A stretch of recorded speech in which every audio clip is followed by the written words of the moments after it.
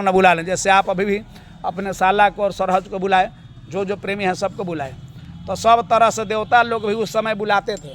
तो नारद जी कहे तो उनका जो सावित्री देवी थी वे अपने सखी सलेहर को गांव पड़ोस में कहने चली गई कि देखिए जो भी कार्य होगा सो होगा, हमारे के यहाँ ऐसा पूजा है, जग है, उसमें आप सब लोग को ज़रूरत पड़ना होगा, आना होगा। अब मुहूर्त दिया गया था कि 1 से 2 बजे तक ले वहाँ पत्थर का कार्य हो जाना चाहिए, शिलान्यास होना चाहिए। और शिलान्यास के समय में 1 बजने लगा, 15 मिनट टाइम बच गया। तो टाइम न रहने के कारण से सावित्री जी गांव घर में अपना पड़ोस में महिला लोग को बोलाहटा देने में और बुलाने में ही लेट होने लगा। सब लोग श्रृंगार पटार करने में आपका कार्य हो रहा है। तब ऐसे करने से कार्य वहाँ हुआ। तर सावित्री जी के बात सुनकर लेट हो चुका। तब ब्रह्मा जी और विष्णु भगवान ब्रह्मा सब लोग कहे कि किसी भी कुंवार कन्या को बुला करके और बैठा करके बाएं साइड में और जग किया जाए, और जब बैठ के आ जाएगी महारानी जी तो उनको बैठा दिया जाएगा। अब देखिए उसको खोजने के लिए समूचा संसार में लोग चल गए, तीनों लोक में घूम गए, तो ब्रह्मा जी के बगल में बैठने वाला कोई औरत नहीं, नारी लोग लड़की मिली। तब एक ग्वालिन जा रही थी बेचने के लिए दही का शुद्ध इसीलिए माना जाता है।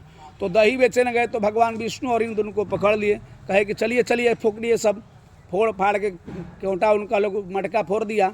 वे डर जाती है, कह रहे भाई हम गरीब आदमी हैं, क्यों हमारे फोड़ रहे हैं, क्या होगा, कोई देखेगा, इज्जत हल्का धजिया उड़ जाएगा। फिर भी कहे कि चलिए आपको ब्रह्मा जी से विवाह करा देते हैं, आप चिंता मत कीजिए। फिर भी वो नहीं मानी, लेकिन रोने धोने लगी। रोते हुए भी ले करके गोप ग्वाल की लड़की को लोग आए और ले आ करके अपनों तपोधन से छोटा बना दी आलू के समान, और आलू के समान बना करके और वहाँ पर ही आलू के वृत्ति से बना करके और गौ महारानी के मुँह में लोग डाल दिए। गौ के मुख में डालने के बाद उनके पूंछ के तरह से एक कन्या को तैयार किया गया जिसका 5 मूड़ी था, वही गायत्री बनी है दूसरा अवतार में। और ब्रह्मा जी के साइड में बैठा करके जग चालू हुआ। जब जग चालू हो गया तो उधर से सावित्री जी अपना पूरा सखी सलेहर को बुटा करके अपना गीत गाना गाते हुए आ रही हैं।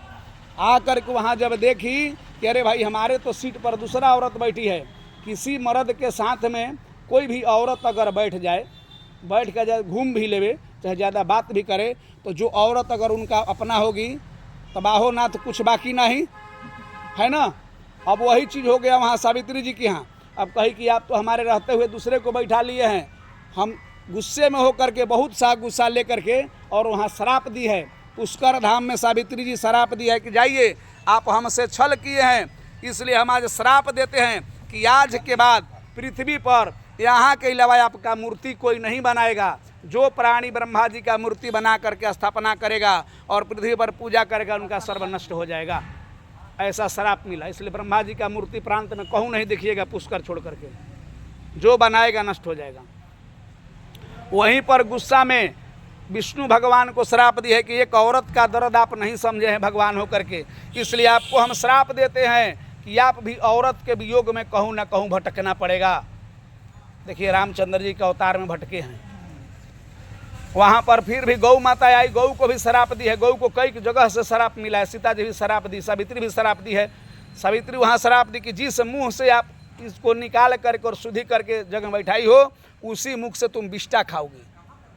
गौ को श्राप मिल गया। और यही श्राप गाया में सीता जी भी दी है कि तुम झूठ बोल दी हो, तुम्हारे सामने हम पिंड दिए हैं दशरथ जी को और तुम झूठ बोल दी हो कि नहीं दिए हैं, इसलिए जाओ मुख से विष्टा खाओ। गया में श्राप भी मिला हुआ है। तो अब देखिए वहाँ पर ब्राह्मण देवता ठहरे। पूछा गया कि गवाही तो ब्राह्मण देवता पूजा कर रहे हैं, यही न देंगे जी, इनसे बढ़ के कौन होगा। तो जग में जब पूछे कि आप जानते हैं कि हम शादीशुदा हैं, तो हमारे शादीशुदा रहते हुए एक दूसरे औरत को बैठा कर क्यों पूजा करा रहे हैं। तो ब्राह्मण देवता कहे कि तो भगवान के अंगा है, सहस्त्रा बाहु के अंगा कौन ब्राह्मण का चलती चलता है। तो ये लोग तो अपने निर्णय दाता है, तो इनके पास में क्या हम बताएंगे।